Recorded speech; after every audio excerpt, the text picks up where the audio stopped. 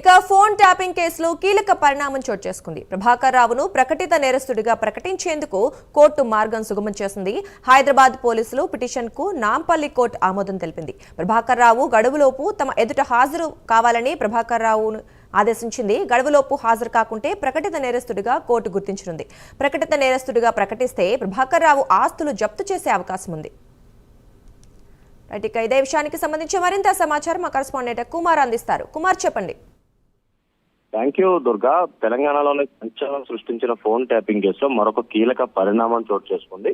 ప్రభాకర్ రావును ప్రకటిత నేరస్తుడిగా ప్రకటించేందుకు కూడా మార్గం కూడా ప్రస్తుతం సుగమమైందనే చెప్పొచ్చు. ఎందుకంటే ఇప్పటి వరకు కూడా ఈ కేసులోని ప్రతి ఒక్కరు, అంటే ఆరోపణలు ఎదుర్కొంటా నిందితులు ఎవరైతే ఉన్నారో ప్రతి ఒక్కళ్ళు కూడా పోలీసు ఎదుట హాజరయ్యారు. దానికి సంబంధించిన విచారణ కూడా వాళ్ళు హాజరయ్యి స్టేట్మెంట్ కూడా ఇవ్వడం జరిగింది. కానీ ప్రభాకర్ రావు ఒక్కళ్ళే ఇంకా యుఎస్ లో ఉండి కూడా లుకౌట్ నోటీసులు జారీ చేసిన, అలాగే రెడ్ కార్నర్ నోటీసులకు సంబంధించి ఇటు ఇంటర్పోల్ కూడా సంసిద్ధమైన నేపథ్యంలోనే ఇప్పుడు తాజాగా ఏదైతే హైదరాబాద్ పోలీసులు నాంపల్లి కోర్టులో ఏదైతే పిటిషన్ అయితే వేయడం జరిగింది. జనవరి నెలలోనే ఏదైతే ప్రభాకర్ రావుని ప్రకటిత నేరస్తుడిగా ప్రకటించేందుకు కూడా పిటిషన్ అయితే దాఖలు చేశారు. ఈ నేపథ్యంలోనే నాంపల్లి కోర్టు కూడా ఆమోదం తెలిపినట్లయితే తెలుస్తుంది. పోలీసుల పిటిషన్ పై ప్రభాకర్ రావు లాయర్లు కూడా కొన్ని అభ్యంతరాలు కూడా వ్యక్తం చేయడం జరిగింది. కానీ ప్రభాకర్ రావు గడువులోపు కోర్టు ఎదుట హాజరు కావాలంటూ కూడా ఇప్పటికే కోర్టు అయితే తేల్చి చెప్పింది.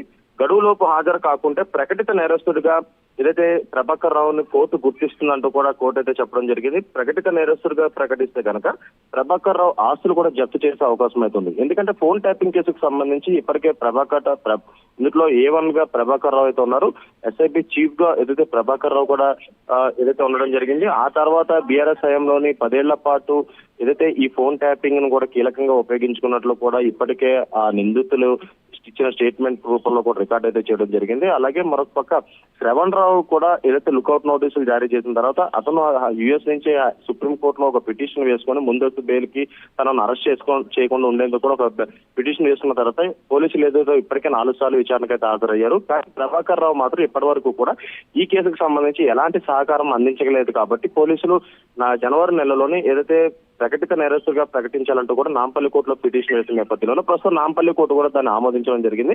ఒకవేళ ఏదైతే కోర్టు ఇచ్చిన గడువులోపు ప్రభాకర్ రావు కోర్టు ఎదుట హాజరు కాకపోతే ప్రకటిత నేరస్తుడిగా ప్రకటిస్తామంటూ కూడా ఇప్పటికే కోర్టు కూడా తేల్చి చెప్పింది. ఒకవేళ ప్రకటిత నేరస్తుడిగా ప్రకటిస్తే కనుక ఖచ్చితంగా ప్రభాకర్ రావు ఆస్తులను కూడా జప్తు చేసే అవకాశం అయితే ఉంది. తను ఏదైతే సంపాదించిన ఆస్తులు ఏవైతే ఉంటాయో వాటన్నిటిని కూడా ఏదైతే కోర్టు జప్తు చేస్తుందని అయితే ప్రస్తుతం మనకైతే తెలుస్తుంది. Durga, thank you Kumar.